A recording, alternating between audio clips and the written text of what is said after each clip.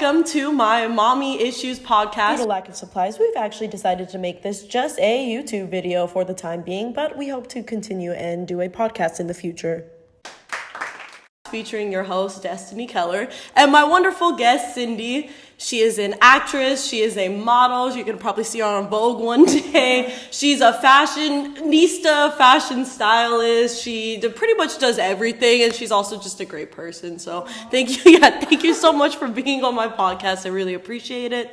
As we know, this was created, right? I wanted it to be a sort of like safe space, I guess, to really talk about, I think, like, as like a childhood in a sense, but specifically like with your mothers and everything, because I think it's super important. I think it really shapes who you are as a person, and I think it's therapeutic in a sense, and hopefully healing for people to see like, oh, like maybe I went through these things and I'm not alone in this, or hey, like these are things I could do maybe as a mother just to be more aware and things like that. So I think it's important just to have conversations about things. So I think when we have conversations about things, we're able to heal things better. So I appreciate you being on this. Thank you. Anything you'd like to say? I'm gonna move this closer to you. Oh my gosh, here we go. Well, first I just want to start off by saying thank you so much for that warm introduction. Oh my God, you really just like hyped me up. Yes. You know, you're an amazing person too. I met Destiny when we were studying at the theater academy. Yes. So we've been through what we've been through. For me, it was just really difficult, that academy, because I just moved to LA when I first started. So like I was like learning how to like, be an adult for the first time on my own, but also study my passion, I guess. So it was an interesting time when we met, but I'm glad we did. Yes. We're really good friends now. Yeah, I didn't know you had just moved when you were there. I remember I didn't even have a place, and Tony was told, like, when I auditioned, he's like, hey, we don't provide housing, like, you need to align something up, because it's a community college by the time that you do move out, because I had flown in to audition. Oh, I didn't know that. Yeah, okay. And for like the first month I didn't have, like, I was like Airbnb-ing, and he's like, how did you like your new apartment? And I'm like, what? Dang, I didn't realize you were staying at Airbnb. That's awesome, though. I mean, like, you really were like, I'm gonna go for it regardless, you know? Yeah. All right, so we're doing just a quick tarot reading. We're gonna ask the cards, what do we need to know today? So take what you want, leave what you don't, whatever resonates. Also, these cards are great if you guys are new at tarot reading, just because like it really says everything at the bottom. So if you want like a beginner deck, these ones I would recommend for sure. I have a different deck too. My gold ones are great. I think my grandparents got those for me at Barnes and Noble, to be honest. Okay. This is not sponsored, by the way. No, I know. Yeah, I wish. Not yet. Okay, so pick a card, any card. Okay. This card's really speaking to me for some reason. Okay. Ooh, okay. The Ace of Pentacles. So, okay. So it's saying money coming, divine wish being granted, but it was upside down. So that means there's going to be some sort of financial, maybe hardships, or maybe not necessarily. It could just be like what you think you want is not really what you need or something, you know? So it's very general, but yeah. So maybe like you all are wishing for something, but it's like not what you need at the moment. And it could be some issues with money, but let's see it. That actually is crazy, because I was literally having a conversation with my sister this morning about dancing. I was like, oh, you know, I really feel like I need to do it. And she's like, not need to, like I was really considering it. Yeah. Because I'm in between that and like bartending. And she's like, I don't know, like I just feel like you won't like it. Like I just know you, I feel like you won't like it. If you really need money like that, try bartending first at a strip club. Yeah. And if like you really like the environment, switch over. You should do that. That's the best. That's honestly like bartenders at clubs make almost more sometimes, just because the customers end up like loving them, and they love what they can't have, kind of thing, you know what I mean? So like, yeah, I know girls that like do bartend there, and they make a lot of money. So yeah, maybe that's a good thing. Okay, cool. So first question. Okay, so basically just give your general, like, what you think motherhood is, like in a general term, and then like more specifically, what do you think makes being a good mother? Like in your terms, what do you think being a good mother is? Okay. Move this over this way. That's a loaded question. I know, it is, yeah. But for me, motherhood, I feel like it's about taking care of people, like committing to taking care of people, like the children that you have. So I guess for me, motherhood is a commitment, just because of my childhood and kind of like the beginning of it. My mom really committed to a future for us, but that translated into not being there physically with us. She moved to America to kind of get us a better opportunity, and we're all better for it. Yeah. But it came at the expense of having a childhood with us. Yeah. So for me, and kind of having that experience that shaped me, motherhood is commitment. Okay. Whatever your goal you're committing to, whether it's like being a stay-at-home mom, being a working mom, like whatever it is you're deciding to be as a mom, just commit to it, because you know that was shaped and formed for me, that idea. And then what was the other question attached to it? Yeah, basically, because then what you think being a good mom entails, yeah.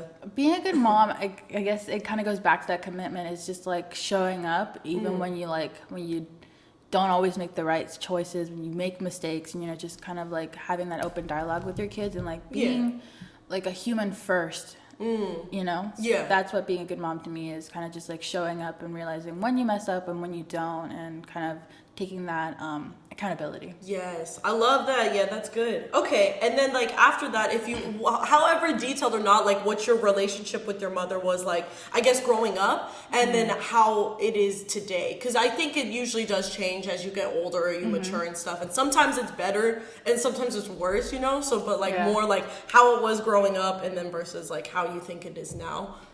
Growing up, my mom, because we had such like a rocky start to our lives, her being a young mother and kind of knowing that there wasn't going to be a lot of opportunity in DR, in Dominican Republic, she kind of made that decision to come to the United States.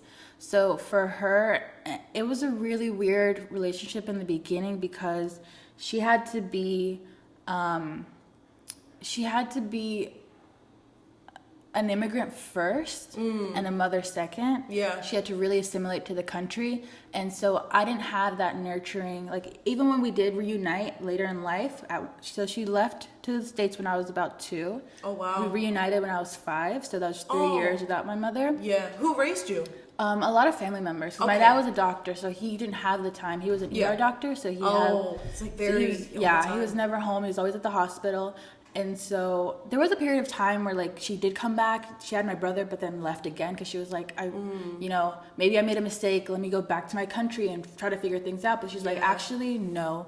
There's no opportunity when I had my first kid. There's no opportunity now that I have my second kid. And so she left again. Yeah. So I got it twice. Aww. And so that's like a double, like even like if she didn't really, because when you're a kid, like I've learned the difference. It's still the same. It's like perceived abandonment, so you still feel like they left, even though like when you're older you realize why. But when you're a kid, you're just like, damn, like my mom isn't here. Where is she? And just kind of waking up one morning and she's not there, not knowing that she's gonna come back, and then she does come back and then leaves again.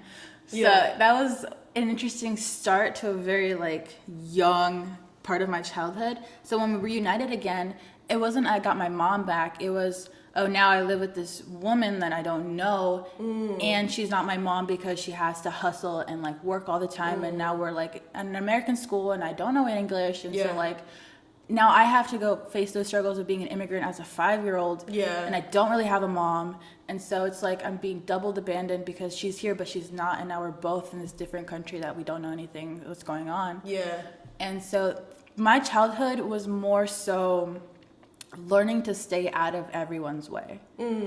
As a kid in DR, that's how I survived, because like I didn't have like, oh, this is my mom and like I can be with her. It was like, okay, I'm at my aunt's, she's babysitting me. Like if I stay out of her way, like I'm safe. She's not irritated by me. And so that translated into when I came to America, like the less needs I need to express, the better off for my mom. The more she can focus on providing housing for us, learning English, like because she would take English classes. So as a child, my kind of perception of safety and security was being as invisible as possible, being out of everyone's way. The less of a child I could be, the better. So I grew up very fast. So I never really had that mother-child relationship. And then as I got older, I was already so used to being an adult. So when I came to LA when in my 20s, like it was a pretty fast assimilation too. Like I didn't have the money, so I was like kind of learning how to make money on top of like that knowledge of being an adult I already kind of got as a kid. Yeah. Oddly enough. So It's like survival skills almost, kind of. Yeah. Yeah. But now my relationship with my mother is better because I've healed from it. Like, all that trauma from being left, and like, I understand logically the decisions she made, and I don't blame her, because she made the right decisions at the end of the day because she committed to them. She wanted a better life for us, and she got a better life for us. Yeah. It came at the expense of like not having like a real childhood, and I've forgiven her for that, but it took a while for our relationship to be in a good place now, because I had to do that work and forgive her and kind of reason and justify the reasoning. Yeah. Was there something that you think like made you forgive her? Like, was it like there was a conversation, or was she like, did she apologize, or did you just come to that realization yourself and was like, hey, if I want to move forward, I gotta forgive her? It really was me, because like I realized there was things that were holding me back. There was things I was trying to achieve, but there was this like weird feeling in the pit of my stomach, like I could never get over. Yeah. And I had this anger, I remember like in my teens, for my mom, because I was assaulted. And so I guess every time I wanted her to protect me and be there for me, she just physically wasn't there. So when my assault happened at 15, that was just another event in my life that affirmed that she was never going to be there for me in that way, in that capacity. So that, you know, I was very angry at her at that time when I was 15, but I didn't realize why. Yeah. It just everyone outside looking in looked like, oh, that's just a teenager that's mad at their mom right now. Like, she's going to get over it. I did get over it because I realized where it was coming from. Yeah. It came from the feeling of the one person I want to save me is never saving me. Yeah. She's never there to do it. Like, every time I show the bat signal, Batman never comes. Yeah. Oh my God, my heart. That's so sad. Yeah. But then I stopped looking at her as my mom, and I just looked at her as a person. Yeah. Like the way that I look at my friends, or like my dad, or like strangers on the street. That's amazing. That's really, I need to do that more. Because when you look at them more as like a human being instead of like holding up them to the standard, then you're able to like empathize with where they're coming from more. Because I feel like we don't give them as much slack because they're supposed to be this thing. Yeah. Whereas other people, if my friends mess up, I'm just like, oh, like whatever. That's a part of growing up, or that's a part of being right. a Like human. you expect that from a friend. Yeah. Yeah. But definitely when you take them off that mom pedestal, because at the end of the day, it's kind of like a pedestal. Like we put them so much emphasis on protecting us, keeping us safe, and like they try to the best of their ability, but you're only human. Like there's only so much you can do when you're not at school with them all the time, or like when they're not home and they're at their babysitters. Like you don't know what goes on. You can't be there physically for them. And I feel like as like an adult, you realize that, and you're like, okay, she did the best she could with what she was trying to do. Yeah. And I feel like once I forgave her as a person, we had that relationship. And I've told her, and I don't think she's there yet. She hasn't forgiven herself. Oh, yeah. Because she knows what was sacrificed to be where we are today. Like, even she sometimes feels it, because my grandmother has dementia. Oh. And she's forgotten us. She doesn't know who we are. That's so sad. That's my biggest fear. But, like, it makes sense. Even the people that spend a lot of time with her back home in DR, she's forgetting them too, but not as bad. Like, she knows, like, oh, maybe we were friends at one point in my life, and that's why you keep coming over every day, even though that's her daughter the whole time. But for us, we don't have that relationship. And my mom, at first, it hit her really hard, because she's like, this is what I sacrificed. Like, yes, my grandmother's like in this beautiful penthouse in like the city, and she made that happen, but it came at the expense of now later in her life, she doesn't know who this random woman is paying her rent, essentially. Yeah. Which is her daughter. So she knows the weight of her sacrifice, and I feel like, I don't know if she's ready to kind of forgive herself for it. Yeah. That's so, like, I'm super, like, you're so mature. Like, the fact that you, like, did the work to, like, forgive her for that, because I feel like a lot of people, like, even me, like, I harbored so much resentment and stuff, and I had to have, like, a third-party person, like, really help me, but it seems like you were able to just, like, on your own come to that conclusion and everything. Yes. Like, And I think moving to LA, I had a therapist. I remember, because when I was in high school, when it was like my resentment with her was like at the highest, like right after my assault, I remember I had gone to therapy. I'd been in therapy for a while, and I was like, I just need to move out. Like, once I move out, it's going to be like, our relationship is going to get back to where it was. It's going to be good. And my therapist did console me. She was like, I don't think it's gonna fix whatever it is you think the problem is. Yeah. Space will definitely help, but it's not the solution. Yeah. So once I moved out and I didn't really have anyone, the person I would call every day would be my mom. And I wanted to kind of uphold this image that like I was doing fine, even though I wasn't. I mean, I wasn't like ever on the brink of like facing homelessness or, you know, any kind of scarcity in that regard. Yeah. But like, I feel like my pride, like I had gone from, my mom worked so hard that I had gone from like a really beautiful southern 4-bedroom home. And like I had 2 sinks in my bathroom. It was like amazing. So like I had this really amazing house I had left to struggle in LA for. Yeah. And I didn't have my car. And I remember calling her crying one day for like, you know, I called her crying every day. But this one time she was like, please stop. She was crying. She was like, please stop calling and crying because like you don't have to be suffering the way you are. You can come home. Yeah. And that's when it hit me. I was like, that's just the journey. Like she had gone on the same journey in a whole different country. I'm on the same journey she was on when she first moved to America in a different city. Yeah. And I was like, it's okay to struggle now because I remember growing up, we struggled in the beginning. Like we found our footing later in life, and then my mom put her business, and that skyrocketed our stability. Yeah. Yeah. So she's a businesswoman too. Yeah. That is so cool. That's like inspiring too. Yes. Yeah. But like she just helped me affirm like I don't have to be where she is because it took her 10 years to be where she is. Yeah. It took her 12 years. That's with anything. That's what I always tell people. Like I think it's kind of like a marathon, not a sprint kind of thing. Yes. Like but that's the hardest thing because a lot of people don't want to like put in the work or do something for 10 years consistently because it's like obviously that's not overnight. That's like 10 long years of like really working at it. But look, it worked out for her. Yeah. Yep. And kind of just realizing it's okay to be struggling now. Like I'm in my 20s, like I'm finding my footing. When I start my business, maybe the business I'm starting now won't be the business I'm doing in 10 years, but it gives me enough capital and leverage that I can then do what I want in 3 years. Exactly. And it teaches you too, like just how to run like a business in a sense, like, cause then you learn like the ins and outs and like you struggle with it, maybe you fail, but then you're like, okay, I can take these things and apply it towards whatever business or keep this and just improve it, you know? Right. That's super cool. I didn't know all of that. What the heck? You want to be a mother? Like, is that like a desire of yours? Or? I definitely want to be a mother. I feel like I can confidently say that now. There was some hesitation. No, I don't, so I don't know. I remember because like as a kid, I really loved kids. And I loved playing with like Barbies and like those little toy babies. Oh, yeah. And I feel like it was after my assault where I was like it was like a weird mixture of like that trauma plus like as a Latin woman in America, we're kind of labeled like baby making machines. Oh, true. Yeah. So there was that stigma that I also had to deal with. I remember graduating high school.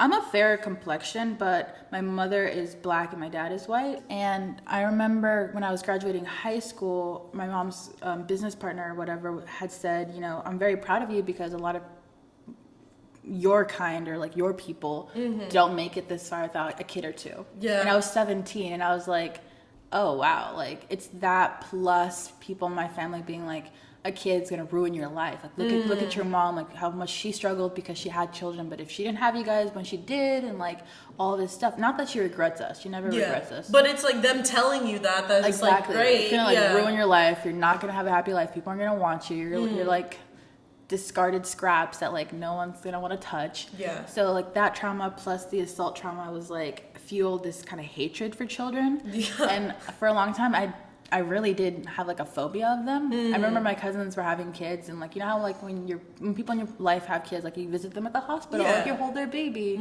I didn't do that. I remember my cousin had a baby and like everyone had gone to the hospital and like held the kid. And I think he's 7 years old now, and I've never touched him. Oh my gosh! Still to this day. Oh my god! I've healed from it because my friend had a kid, right before I moved to LA. Yeah. And I was like, I'm not going to be that bitch that doesn't like hold my best friend's kid. So like I had held her when she not at the hospital. Yeah. Even at the hospital, I was still like, oh, you know, let me not. Yeah, it was a big phobia for sure. Exactly. But when she had brought her home, she was like, do you want to hold her? And I held her and I started crying immediately because, like, that's when I realized, like, it wasn't me that didn't like kids. Like, it was society's. Like, I had the projection, internalized it. And so I realized kids aren't the monsters. Like, obviously, like, if you don't make the right choices and things happen in your life, kids will definitely add to, like, the Your difficulty. stress. Yeah. But they're ultimately the reason for your life failing. Yeah. And now I realize, like, I do want to have children, but, like, on my terms, when my conditions are set. Like, once That's I have good. achieved certain, like, stability and financial, like, goals. And milestones. Exactly. Yeah. Then I'll be like, okay, now I want to have a kid. Yeah. That's crazy, though. Like, the whole societal pressure of, like, a woman being, like, the less than or something, or nobody's gonna want you if you have kids. That's like, that's so messed up too when you think about that. But a lot of people think like that. I'm like,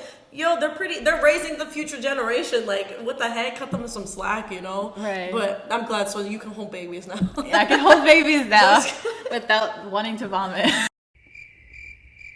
Any other things that you wanted to add on, or specific things? I think I just kind of want people to take away from this is really stop viewing your mom as like moms, but like as another person in your life. Yeah, that was the most impactful thing that you said, because when you said that, I was like, wow, like I've never really even thought of it like that. Yeah. Like really looking at your mom as like another human. Yeah. And that'll help your relationship. My sister right now doesn't have the best relationship with my mom. Like they have whatever grievances they have. So I also don't force anyone to have a relationship with their mother. Yeah. That's another thing. Like, yes, it'd be great if the people that the family you were born into is your family in this journey of life, but like that's not always the case, and that's okay. Don't feel less than if it is, because you're just on a different journey, and you find a family instead of being born into one. Yeah. And that's okay. I agree, yeah, because some people some people's mothers are so toxic and are just really not great for them too, and they kind of stick with them or whatever just because it's of family. Yeah, because it's family, and I'm like, at some point though, like there has to be boundaries, or like it's sometimes okay to cut those people off, or like have space because like they did cause you so much harm, you know, like, and not But if it is a place where it's salvageable, and like my relationship with my mom, like I know I've always wanted one, so I did the work, and now it's like her turn, but like at her pace. Yeah. You know, she went 40 plus years like, kind of holding on to this trauma, and it's not going to happen overnight. Yeah. But I think I just remember something I wanted to say that was kind of different than what we had talked about, but also what your mothers kind of teach you is always kind of impactful, and it's something I unpacked also. Like, yes, I have that kind of abandonment trauma from her because she did leave so many times. Yeah. But on top of that, when she was around, she tried to teach me like how to be a woman. It was really interesting because we have so many layers to our relationship. Like, we're immigrants, plus she's of dark skin and I'm of fair skin. And she's told me repeatedly, like, she did that on purpose. Like, she sought out a partner that was a fair skin so that I would be fair and have like better characteristics as far as like hair, eyes, things like that. So that was a little like traumatizing in a sense, because like I kind of felt like my existence was very calculated. Yeah, that is, in a sense. But that's also kind of sad too, because like there's probably other trauma she went through as a darker complexioned woman that she was like, I don't want my kids to experience this, which is like a whole societal issue too. Like that just goes into racism, really. Yeah, and colorism. Yeah, and especially in the Hispanic community is very true, and every other community, honestly, Asian community, everything. Yes. Yeah. And I didn't really realize that until like I was a little bit older. She had like made jokes about it. She's like, haha, like that's why I chose your dad, so like you can look as pretty as you do. And at first, like I didn't really think anything of it, but then as I got older, like I was really starting to realize like that was internalized like trauma she was passing on to me. Like you said, that like she didn't want me to feel that way, so that's why she made sure I didn't look like her. Yeah. Which is interesting, but she still raised me with those trauma-filled beliefs. Yeah. Like, she thought because of her build, she's built a little bit more like Viola Davis. That's why I love watching Viola Davis. Yeah. Because, like, she looks like my mom. I remember, like, watching How to Get Away with Murder for the first time, and I was like, Mom, look! Mom, that's you! Mama Viola! Exactly! So I was like, look, Mom, women like you can have, like, star roles and like be like the front of like the face of a show. That's why representation is so important. So important. Yeah. But I was like, Mom, like they're representing you now. Like it's not, people aren't just going after people that look like me. Like Yeah. we're really opening up diversity and entertainment. And she's like, that's great and all, but like Viola Davis wasn't an actress when I was growing up, so Yeah. like, it didn't matter to me then. Yeah. And I was like, oh, you're right. That's true, because It's growing true. up, she didn't see any of that. I mean, Right. even now, we're just barely Exactly. seeing things, yeah. But like kind of going back to still howling that trauma, even though she was raising me, like she, because of the way she looked, she felt like she wasn't pretty enough, or like I guess she couldn't be the damsel in distress. I know a lot of people, we have some friends that like they really like that hypergamy dating, where like you date men for resources. Yeah. Mostly it's like money, positions of power, things like that. My mom, although she was in a community that really valued that, like Latina women really do value that. Of exactly, course, the provider man. But she felt like she wasn't the right kind of Latina for that. That's so sad. So she kind of grew up, especially losing her father so young. She was like, I'm never gonna be able to have that, so I have to work hard. I have to be the strong, independent woman, like because I don't get a chance at that. Like I don't get a choice. Yeah. Some women get to choose. They're like, you know what? If I want someone to provide for me, I can have it, but I don't want it. Whereas the label, I feel like, is more like it's like you have to be the strong, independent woman, because in society it teaches you that's what you are, and these women get these resources and you get this. Yeah. So even when I first came to LA, a lot of my friends were like, why are you working so hard? Like you're so pretty. You don't have to. Yeah. And I was like, I think that too. yeah. And but no, I mean, it's whatever people want to choose. If you like, yeah, you could be like, I have no core. Like, if you want to be a house mom or trophy wife, that's great. If you want to be a entrepreneur, businesswoman, that's great. You could be both, like whatever. But I think I'm trying to get at. I think the same thing. But I think what I'm trying to get at is like I was raised in a position where I didn't think that was a choice. A lot of women she passed that on to you. Exactly. Okay. A lot of women get the choice, and then they feel really confident whatever they get to choose because the options are laid out. But it's a different way of living when you don't think you have that choice. Yeah. Where you're just like, I have to be the strong woman, especially being a black woman in America. Yeah. Like on top of that, like people expect you to be the strong, independent woman. You know. True. So like you can't really play damsel, even though sometimes you kind of would like to. You would like to just stay at home. Like I feel like my mom would have loved to just stay at home and like raise us. Yeah. That would have been her dream, but she never felt like she had that option. Exactly. Yeah. And when she even married a doctor, so I really do feel like in the back of her mind, she'd always wanted a choice. Yeah. But never got it. And I feel like she passed that on to me, and then even now when I'm dating, I'm trying to date that way because like I really do see like, oh, I kind of have the choice. I have like the background, I have the degrees, I can work really hard, and I want to.